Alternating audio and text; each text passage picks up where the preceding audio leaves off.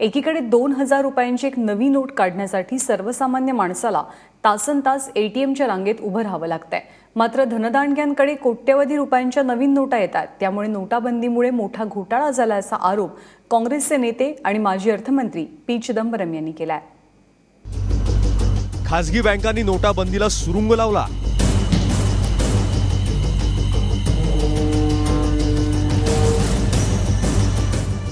Bank अधिकाऱ्यांची कमिशनखोरी।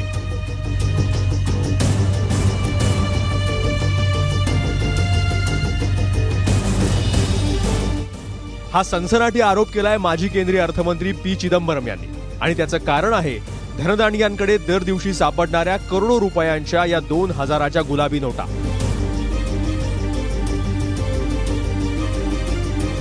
Maharashtra, Gujarat, Karnataka, Tamil Nadu, Andhra Pradesh, Orissa, Bengal, Delhi.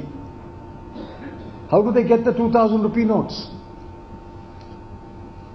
Is it going directly from the printing press to them? The printing press sends it to the currency chest. The currency chest sends it to the banks. And the banks are supposed to ration the money and give it to you and me. How does anyone get 34 crore worth of 2000 rupee notes? This is the biggest scam of the year and this must be investigated. 8 नोव्हेंबरला नरेंद्र मोदींनी 1500च्या नोटा चलनातून बाद केल्या। त्यानंतर नोटा बदलीतून काळ्याचं पांढरं होऊ नये म्हणून सहकारी बँका आणि जिल्हा बँकांना व्यवहार करायला मनाई केली गेली। मात्र त्याचा फायदा खासगी आणि राष्ट्रीयीकृत बँकांनी आणि त्यातल्या अधिकाऱ्यांनी घेतला आणि काळे पैसेवाल्यांना कमिशनखोरी करून बिनदिक्कतपणे नोटा बदलून दिल्या, ज्यावर आयकर खात्याचे छापे पडू लागल्यानंतर आता गहजब सुरू झालाय। मला असं वाटतं की रिझर्व्ह बँकेनी वेगवेगळ्या बँकांना हा जो नवीन नोटा ज्या पुरवलेल्या आहेत त्याची आकडेवारी प्रसिद्ध करायला पाहिजे, कारण रिझर्व्ह बँक याचा मुख्य स्रोत आहे आणि रिझर्व्ह बँक वेगवेगळ्या बँकांना या नोटा उपलब्ध करून देते। या रिझर्व्ह बँकेकडून किंवा वेगवेगळ्या बँकांकडून हा जो पैसा आहे, या नवीन नोटा आहेत, त्या नवीन नोटा या विघातक शक्तींच्या हातामध्ये जात आहेत। त्यामुळे जोपर्यंत रिझर्व्ह बँक ही आकडेवारी प्रसिद्ध करत नाही तोपर्यंत त्याच्या मुळाशी जाऊन आपल्याला शोध घेता येणार नाही की नेमके हे पैसे जात आहेत कुठे, पण जात आहेत ही वस्तुस्थिती आहे। काश्मीर ते कन्याकुमारी दर दिवशी नव्या नोटांचं घबाड आयकर खात्याच्या हाताला लागतंय। गुन्हे दाखल होत आहेत, पैसे जप्त होत आहेत, मात्र जो पैसा आधीच काळ्याचा पांढरा झालाय, आयकर आणि पोलिसांच्या स्कॅनर खाली आला नाही, त्याचा हिशेब सुद्धा लागत नाहीये। आज आरबीआय बघा लगेच त्याने ऍक्सिस बँकला क्लीन चिट देऊन मोकळे झाले, म्हणजे अधिकाऱ्यांचा त्या ठिकाणी गैरव्यवहार झालाय।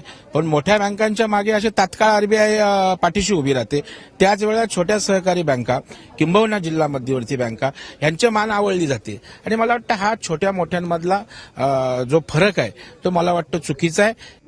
एकीकडे 2000 मिळवताना अख्खा दिवस रांगेत जातोय, मात्र मोजक्या लोकांना करोडोंच्या गुलाबी नोटा कुठून मिळतात हा प्रश्न कायम आहे।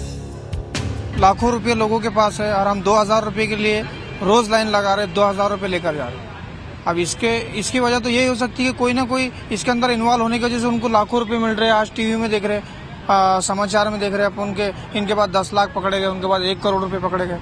ये हमारे गरीब आम जनता की परेशानी इसमें, बड़े बड़े लोग बैंक वालों से मिले हुए हैं या और कोई बात है जिनके पास इतना अमाउंट आ रहा की सामान्य नागरिक इथं लाईन मध्ये उभा राहतोय 8-8 तास, तो सफर करतोय फक्त 2000साठी आणि बाहेर एवढी मोठी कॅश पकडल्या जातीये। कुठे ना कुठे बँक मॅनेजर म्हणा किंवा वरचे हायर अथॉरिटी आहेत ते मिळालेले आहेत, तर सरकारने याचा तपास करावा आणि जे सापडतात त्यांना शिक्षा करावी। काळ्या पैशावर सर्जिकल स्ट्राईक करणाऱ्या मोदींचं देशात कोण कौतुक झालं, पण त्यानंतर बँकवाल्यांनी सरकारच्या नाकावर टिच्चून भ्रष्टाचाराचा नवा मार्ग शोधून काढला। खासगी आणि राष्ट्रीयीकृत बँकांनी मोदींच्या मनसुब्याला सुरुंग लावलाय। आता खासगी बँकांमधल्या बेईमानांना शोधण्याचं आणि त्यांना शिक्षा करण्याचं नवं आणि तितकंच कठीण आव्हान मोदी सरकारसमोर आहे। ब्युरो रिपोर्ट, एबीपी माझा।